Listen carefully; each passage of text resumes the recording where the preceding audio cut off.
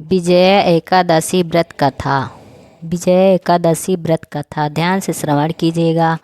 धर्मराज युधिष्ठिर बोले, हे जनार्दन, फागुन मास के कृष्ण पक्ष की एकादशी का क्या नाम है तथा उसकी विधि क्या है? कृपया करके आप मुझसे बताइए।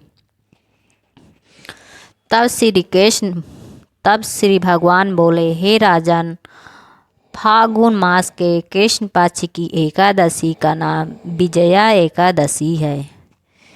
इसके व्रत के प्रभाव से मनुष्य को विजय प्राप्त होती है।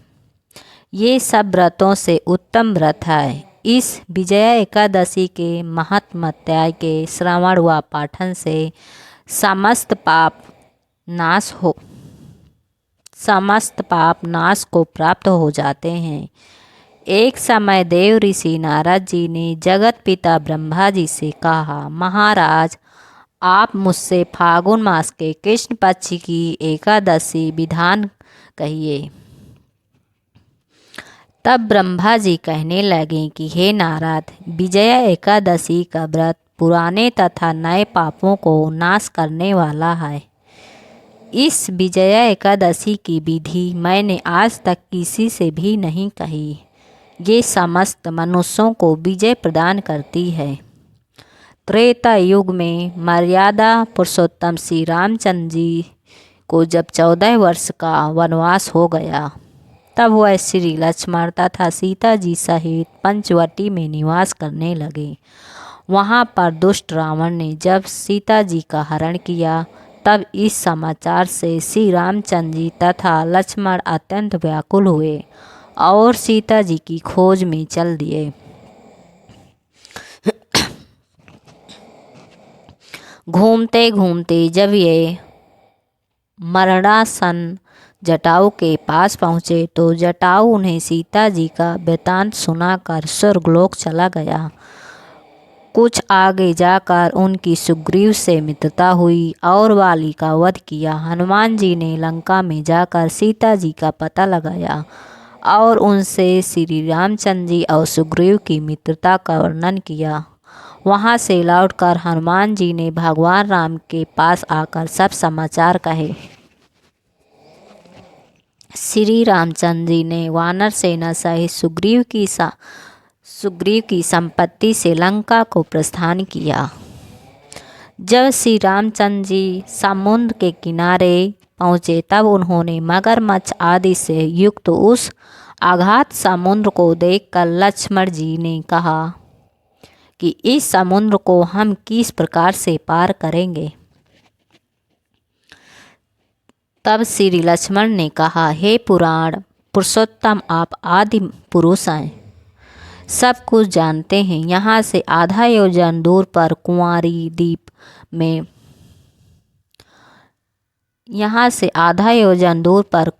द्वीप में वक्लंदभय नाम के मुनि रहते हैं। वकदलभय नाम के मुनि रहते हैं। उन्होंने अनेक ब्रह्मा देखे हैं, पर आप उनके पास जाकर इसका उपाय पूछिए।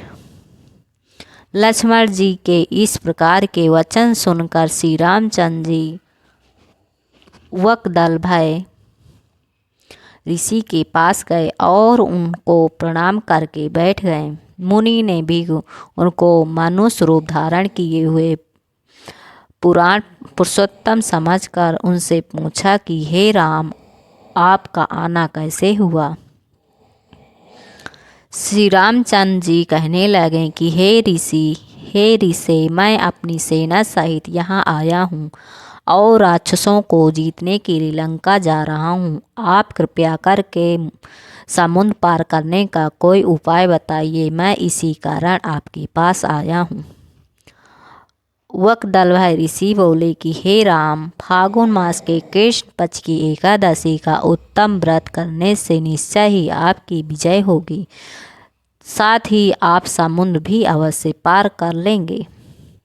इस व्रत की विधि यह है कि दशमी के दिन स्वर्ण, चांदी, तांबा या मिट्टी का एक घड़ा बनाएं। उस घड़े को जल से भर करता था। 5 पल्लों रख वेदिका पर स्थापित करें। उस घड़े के नीचे सतनजा और ऊपर जौ रखें। उस पर श्री नारायण भगवान की स्वर्ण की मूर्ति स्थापित करें। एकादशी के दिन स्नान आदि से निवृत्त होकर धूप दीप नैवेद्य नारियल आदि से भगवान की पूजा करें। तत्पश्चात घड़े के सामने बैठकर दिन व्यतीत करें और रात्रि को भी उसी प्रकार बैठे रहकर जागरण करें। द्वादशी के दिन नित्य नियम से निवृत्त होकर उस घड़े को ब्राह्मण को दे।